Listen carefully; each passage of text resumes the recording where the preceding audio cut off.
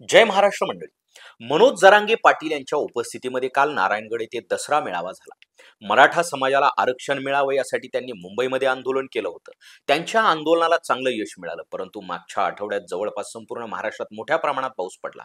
त्यामुळे शेतकऱ्यांच्या मोठ्या प्रमाणात नुकसान झालं. त्यामुळे शेतकऱ्यांच्या सध्याच्या परिस्थितीवर भाष्य करताना सरकारकडे मनोज जरांगे पाटील यांनी 8 मोठ्या मागण्या केलेल्या आहेत. चला तर पाहूयात काय आहेत जरांगे पाटील यांच्या मागण्या.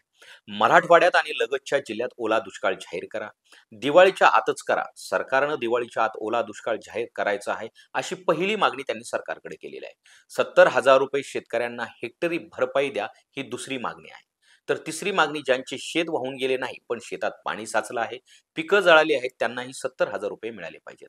चौथी मागणी आहे, नदीच्या शेजारचे वावर वाहून गेले, पीक वाहून गेले, त्यांना 1,30,000 रुपये भरपाई द्या. पाचवी मागणी आहे, ज्यांची जनावरे वाहून गेली, बाजरी सोयाबीन वाहून गेलं, त्यांना शेतकरी सांगेल तसा पंचनामा करून 100% भरपाई दिली गेली पाहिजे. घर पडलं, शेळ्या वाहून गेल्या, भांडी वाहून गेली, सोनं वाहून गेलं, नळ्या वाहून गेल्या, सर्व वाहून गेलं, तेवढे पैसे द्यायचे. सहावी मागणी आहे, शेतकऱ्याच्या ऊसातून 15 रुपये कापायचे ठरवले, त्यातला एकही रुपया कापायचा नाही. सातवी मागणी आहे, शेतीला नोकरीचा दर्जा द्या. तुम्ही म्हणता नोकरी नाही, 10 एकराच्या आत शेती करेल त्यांना 10,000 रुपये महिना द्या, अशी मागणी यावेळी जरांगे पाटील यांनी केलेली आहे. पीक विम्याला 3 ट्रिगर बसवले, ते उठवा. पीक विमा सरसकट सर्व शेतकऱ्यांना द्या, अशा 8 मागण्या यावेळी जरांगे पाटील यांनी केलेल्या आहेत.